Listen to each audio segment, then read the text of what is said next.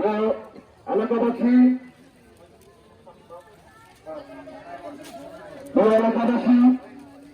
গত 12 নভেম্বর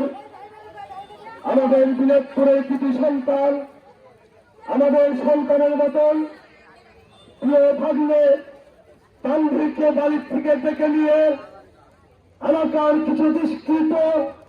সন্ত্রাসী বাহিনী এবং বৈষম্য আন্দোলনের একজন ছাত্র উদ্যোক্তা আন্দোলনের মরহুম তানভীরকে বাসা থেকে ডেকে নিয়ে এলাকার কিছু দুষ্কৃত সন্ত্রাসীরা তাকে কুপিয়ে হত্যা করে। এই হত্যাকাণ্ডের